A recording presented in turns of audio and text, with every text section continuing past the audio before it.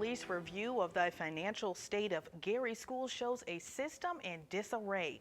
Citing material weaknesses and significant deficiencies, the Indiana State Board of Accounts said that even the evidence it used to complete its audit of school records from July 2012 through June 2014 is in itself flawed. The reason, the report states, the Gary School Corporation did not maintain adequate records to properly account for cash and investment balances, did not reconcile the school's corporation record balances and the bank depository, and did not properly account for payroll disbursements. In addition, the school corporation did not even provide time and attendance records to support all payroll disbursements. Since March of 2014, the Gary school system, under the direction of Dr. Cheryl Pruitt, has been designated a high-risk district with its federal funding managed by the Indiana Department of Education. Well, one local leader is trying to help school students back in class who may need a boost to get back to business in the classroom. State Representative Vernon G. Smith of Gary held a back-to-school jamboree on the Indiana University Northwest campus this week to support children who are working towards staying in school and getting a good education. The Back-to-School Jamboree encourages students who have not yet returned to school to get back on in and urges those already in school to work hard to do well. The back-to-school event offers activities for students of all ages, including a popular 3-on-3 basketball tournament, free haircuts, and special events, a special area for students to play video games. Dr. Smith says students who have taken part in a previous jamboree have returned to thank him for putting them back on the right path. Smith says the extra support can help students become successful later in college and career. While we're trying to encourage students to excel in school, yes, we want to encourage them to do their best. You know, regardless of whether you have the best teacher or not, you still can become educated. You got to want it, you got to seek it. And those students who want it, they tend to be successful in getting a quality education. The Back-to-School Jamboree is sponsored in part by Indiana University Northwest and several other community partners. Governor Mike Pence says he plans to appeal the Federal Emergency Management Agency's decision to deny assistance for 19 Indiana counties severely impacted by this year's flooding, saying that the grants are necessary to help alleviate the burden on local taxpayers. The governor has directed Indiana Department of Homeland Security to gather additional damage documentation and present that for federal review. The sought-after grants could help hard-hit counties recoup some expenses for storm damage repair, emergency protective measures, and rescue operations. At least 10 deaths in June and July were connected to the storms, and the state has already documented more than $11 million in confirmed damage. Some local public servants are stepping up to provide a safe space for burn injury survivors to feel supported and have a little bit of fun. First responders in Lake County came in to the Hidden Park in Maryville to support the efforts of the Hoosier Burn Camp. The event, sponsored by the Maryville Fire Department, is an annual event. The camp is a nonprofit organization that provides life-changing experience, they say, for young people who have suffered the mental and physical trauma associated with severe burn injury. Some 200 firefighters, paramedics, and police officers took part in the fundraiser. The activities include softball tournaments and a motorcycle run. And a lot of these kids, most of your viewing audience can relate to maybe having at least one surgery in their lifetime. I work with young people that sometimes have 50, 60 reconstructive surgeries before they turn the age of 18. So when you think about the physical trauma associated with an injury like that, it's pretty challenging.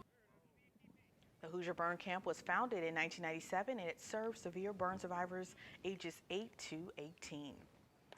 It's that time of year again. Carson's department stores in Hammond, Maryville, and across the nation are teaming up with Goodwill Industries and giving customers an opportunity to save money by helping those in need. Goodwill sells donated items to help fund job training and career placement services and helps more than 20 million individuals each year with programs for youth, seniors, veterans, and people with disabilities. The organization has been partnering with Carson stores for over 20 years to help raise money for those services. During the Goodwill Sale, customers are encouraged to bring gently used men's, women's, and children's apparel or home textiles into those Carson stores. In exchange, they'll be given a 25% off coupon for each donated item. It's a great partnership with Goodwill. They sell the merchandise that we donate, and they help get people ready, get back into the workforce, and they do on-the-job training. And Carson holds its Goodwill Sale twice a year. During this spring sale, customers donated more than 2 million items to Goodwill with a value of more than $9 million. The fall Goodwill Sale is going on right now through Saturday, October 3rd. Guilty as charged. The region reacts to the verdict against a Northwest Indiana mayor, plus a local plan for a celebration of Hispanic heritage. It's all coming up right after this on Lakeshore Report. Lakeshore Report wants to hear from you. Send your thoughts, concerns, questions, and story ideas to tvfeedback@lakeshorepublicmedia.org. You can also reach us on Facebook and Twitter at Lakeshore Report. Make sure to tweet us using the hashtag NWIPride, and you may see your comments on air. Lakeshore Report, providing you region-focused content. It's a guilty verdict in the trial of a now former mayor, Keith Soderquist, and his wife, Deborah. They were convicted of using campaign funds and money from the town's food pantry to illegally finance their gambling habit. Lake Station residents are talking about how they feel about that verdict. In a Facebook posting, Kim Robinson, an online Lake Station activist, echoes the view of many people that they feel justice has been served. Stephen Lattimore spent most of the week there and has more reaction. Some people we spoke to here in Lake Station say they are saddened by the mayor and his wife's conviction. They say they started off good, but greed and scandal did them in. I think he did a pretty good job, but he knows right from wrong. Shame on you, is what I think. He deserved what he got. This is the legacy of Mayor Keith Soderquist: a new city hall, a new fire department building, and a new water filtration plant. But unfortunately, this is also part of his legacy, being tried and convicted in federal court for misusing money from his campaign fund and the city's food pantry and blowing it on gambling. But I read in the newspaper, it didn't seem like it was that strong of a case. The jury disagreed. Now the president of the Lake Station City Council will be stepping in temporarily to continue with the business of the city. Unfortunately, this isn't an isolated incident. Other communities have went through it. We won't be the last.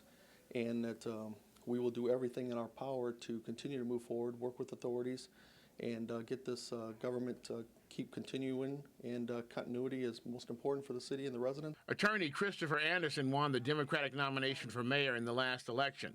The conviction for me is kind of closure in terms of Keith is no longer in office. And so I'm looking forward to moving forward, doing what I can, contributing where I can to help and move Lake Station forward. And I think the first issue is going to be, I think deservedly so, the residents of Lake Station have lost trust in the city government. So I think I'm looking forward to helping any way, shape, or form to kind of restoring that trust. His Republican challenger is Ed Peralta. So I'm not happy with just the results that he got convicted.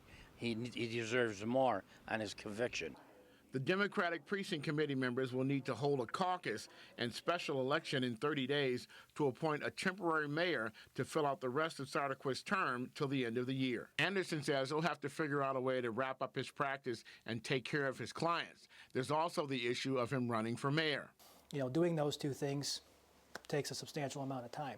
And so the big issue, the big question is, do I accept a position knowing that I won't be able to serve full-time and be there full-time and accept pay for that? And I don't believe it's right to do that. The local food pantry is now closed. Residents here say the mayor hurt a lot of people, and this is justice. People who are low budget, we don't even got enough money to eat. We try to go to food pantries, they're closed. We don't even get no assistance some type of way when him and his family, the wife with the food pantry, him with all this other stuff, should have been in jail a long time ago, buddy. Feel good about it. I think justice was done pretty well. Well, I think they both deserve to go to jail and throw the damn key away. You don't steal from the public. You know, just as well as I do, he's going to go to federal court. He's going to get 18 months, and he's going to get off scot-free. I don't think he should. We made several attempts to contact the mayor and his wife through his attorney, but we got no response. They are due to be sentenced in mid-December. In Lake Station, Stephen Lattimore, Lakeshore Report. In the region, more than 56,000 people do not have a bank or credit union account. Effective this week, the Northern Indiana Commuter Transportation District and a program called Bank on NWI have partnered together to get residents on the right track with building credit while getting around the region. When riders take the South Shore line starting this week, transportation officials want money on their mind and how to rev up their personal finances. I mean, public transportation is how a lot of people get to work. So that's obviously very important financially. We want to get away from cash fares on board our trains and at our stations. Cash costs more money. A new partnership between the South Shore and a program started by the state treasurer's office wants people without a bank account to get on track with banking options. Well, Bank On was actually founded by the treasurer's office some years ago, and we're looking at the different ways people are banking now, and we're reaching out to the people that are what we consider unbanked, don't have an account, use just check cashing facilities, that kind of thing, or underbanked, meaning they might have a checking account, but they haven't been able to do any asset building. The program will allow them to participate in the line's new mobile ticket app and ticket vending machines. We want to address this issue and make sure that the residents, our riders or our potential riders here, know that there are opportunities in the financial industry where they can get a bank account where they might not have gotten one 5 years ago. Officials say they're banking on the program bringing more riders to the rails after a few years of sluggish ticket sales. The Great Recession hit. We were losing riders until 2014. It was our first year-over-year increase, and so we had a nice year last year, and we're holding steady. We're up again this year. So we're starting to see positive trends in our economy, and we have room for growth here. With those new customers likely reaching for a card instead of cash. In Chesterton, Hillary Powell, Lakeshore Report. One of the largest and longest running parades in Indiana kicks off this weekend in East Chicago. The annual Mexican Independence Day Parade is a decades-long tradition. Colorful floats, marching bands, and a traditional dance troupe highlight the event. The parade also kicks off the month-long celebration of Hispanic Heritage Month. Lakeshore Report's Michael Puente brings us more information about that celebration.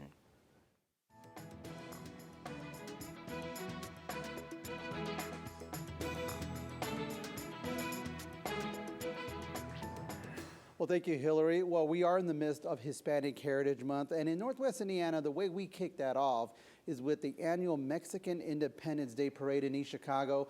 And joining me now here to talk about the parade is the longtime sponsor of that parade from the Unión Benéfica Mexicana in East Chicago, is Antonio Barrera. Mr. Barrera, thank you for being here with us. Thank you for inviting me. Well, tell me real quick, how many years has it been for the Mexican Independence Parade? It's been one of the longest running in Indiana, correct? The first parade of note was 89 years ago in 1926. Wow. Since that time, we have canceled it twice. Okay. Once was in honor of the victims of Pearl Harbor. Okay. The over 2,000 Americans that died. Mm-hmm. And the other one, we received a communique from President Fox asking us to cancel every event in this country relative to the independence of Mexico. So it was scheduled for the 14th. It occurred on the 11th. Mm-hmm. So we canceled it. We had a march from a procession from Our Lady Guadalupe to the stadium. Mm-hmm. We had over 2,000 persons Mm-hmm.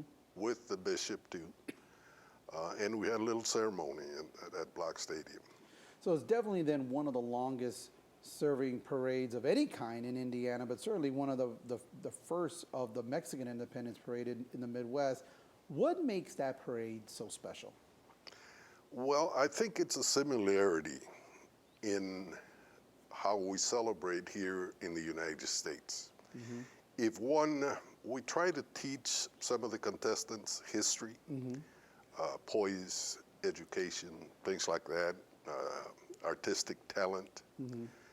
But we try to tell them that there is if anybody knows the Constitution of Mexico, it is almost verbatim Mm-hmm. a copy of the United States Wow. Constitution. So it's a matter of how do we amalgamate the two cultures if there is a difference in the cultures, okay, which is very, very little. Well, speaking of cultures, we are in the midst of Hispanic Heritage Month, which means more than just the Mexican heritage, September 15th through October 15th. Well, how significant is that? How difficult is it to bring all those Hispanic cultures together? And we're talking things like Puerto Rican, Venezuelan, Honduras, a lot of them. Well, like love, music is universal. Okay, patriotism is universal, and this is what this is about. It's about a family-oriented event. It's about brotherhood, and something that I really like is the fact that they, for some reason or other, they lumped us together.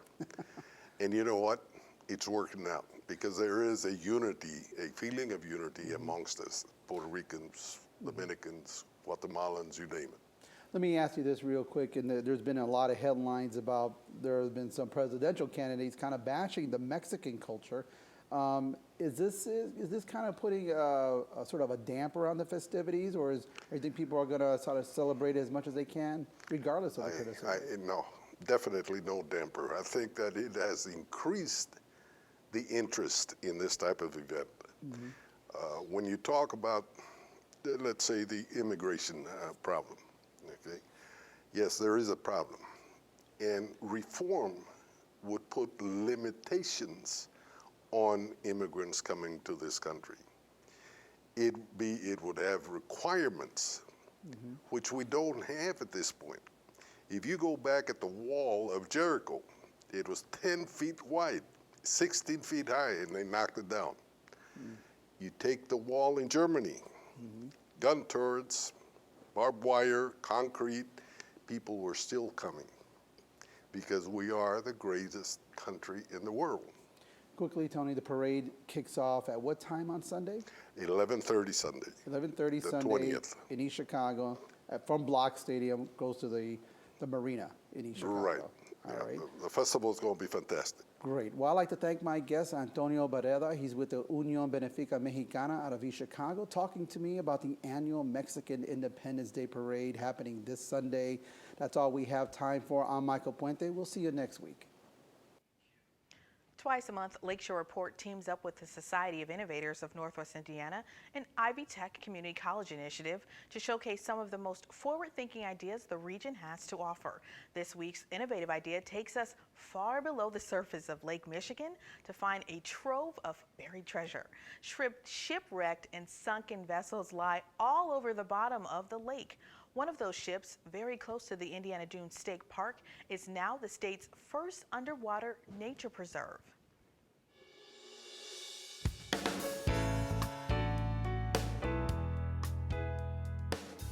The innovation is the creation of the first underwater preserve in the state of Indiana, out in Lake Michigan, the J.D. Marshall Preserve.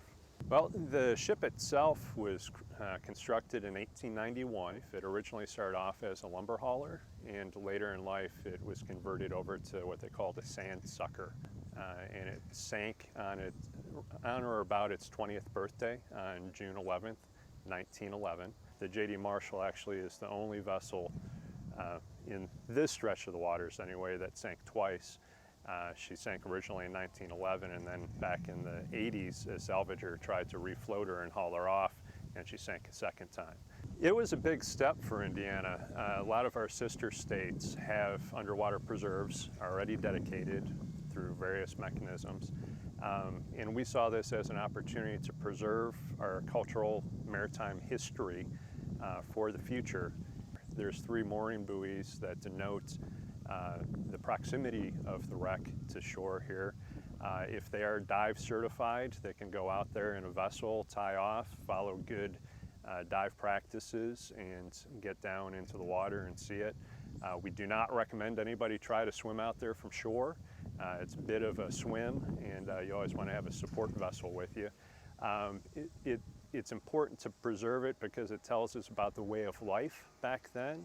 It also is important to preserve wrecks like this so that people can get a firsthand look at it, and then also we can learn from some of the innovations that took place aboard the vessels. When the Marshall went down, the ships were the 18-wheelers of the day. They were hauling the heavy goods and durables from port to port. It was the main way to move commerce prior to our 18-wheelers today on the highways. We have documentation of another 13 wrecks, so 14 in total in our waters of Lake Michigan.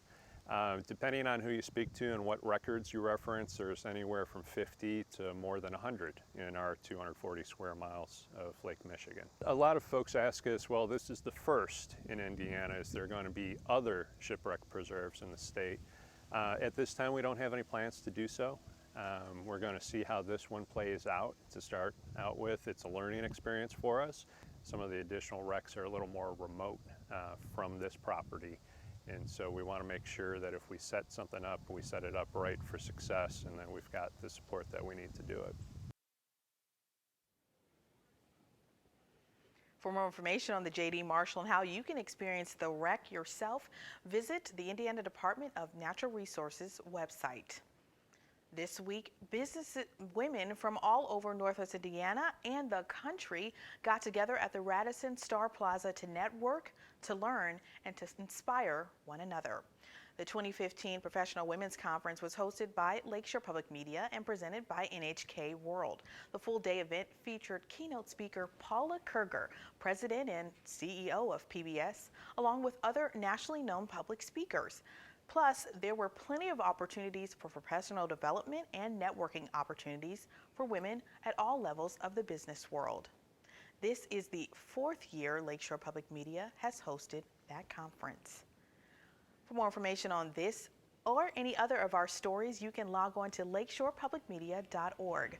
Thank you so much for joining us. We'd like to leave you with some insights and some sights and sounds on that 2015 Professional Women's Conference. We hope to see you next time on Lakeshore Report.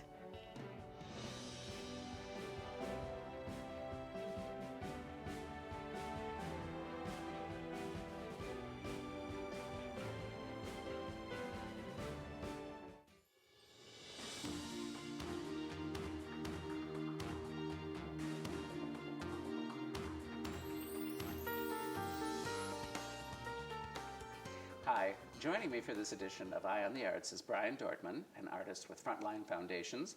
Brian, very nice to have you here. Thank you. Very nice to be here. And I guess the first thing we should start with is, what is Frontline Foundations? The Frontline Foundations is a dynamic recovery group for treatment of children with substance abuse. Yeah, so serious stuff. Yes, it's very serious. And every year, Frontline Foundations does an art festival in September called Hooked on Art Festival. This will be the 4th annual Hooked on Art Festival. That's happening on September 26th from 9 to 4. It's in the Thomas Centennial Park. And what we do is we take over the park and take over the streets. We close down Broadway. And it's incredible. There's street art, chalk art. There are some furniture makers that are producing art right on site, and music, food, all sorts of activities. It's a fantastic family-oriented day. So this is all in one day, all day long? All day long, from 9 to 4. And how did you get involved in it? Last year, myself and some of the students from Artsmith Studio, which is an art studio that I run in Chesterton, entered the chalk art competition, and we won the grand prize. And we also had a little bit of a display there, too, with my students who were doing art and creating things that day. And I guess it really gained the attention of Amber, who is the director of the Frontline Foundation. I see. And she asked me to head up the children's part of the festival this year. So you stood out, and now you've been recruited to be a volunteer. Very true, very true. So they have no good, what is that expression about? No good deed goes unpunished. So what kinds of activities are you going to have available for kids? For the children, we have art. There's plenty of art. So what we're going to have is we're going to have spin art, sand art. There's a lot of arts here, John. This is an art program. Bubble art, scratch art. There's wood painting art. I'm also really excited about something that we've added for the older children, which is sort of a nod back to California 90s skateboarding culture. We're going to be using stencils, spray paint, and paint markers to decorate skateboard decks and trucker hats. So I think that's going to be hot. And with all the art that's happening, we even invited Art Garfunkel, but I think he got wind that Paul Simon might be attending, so he's not coming. So this is not just little kid stuff you're doing for teens, and you're targeting all age groups. Yes, we're trying to bring it in for all age groups. And what is, real quickly, what is Artsmith Studio, your studio? Oh, Artsmith Studio is a studio for children and adults that I opened in Chesterton last year. And we do regular art classes, but I also offer parties and events, painting events for children that occur monthly, and some painting events for adults, which is really nice. So it's kind of a way to bring the whole community into it. So that's fantastic. It's fledgling. Well, good. It sounds like you're doing a lot of good work. Trying. So thanks for being here to tell us about it. Thank you so much. Good luck. And thank you for watching. We'll be back again next week with another edition of Eye on the Arts. Eye on the Arts is made possible in part by South Shore Arts, the Indiana Arts Commission, and the National Endowment for the Arts, a federal agency.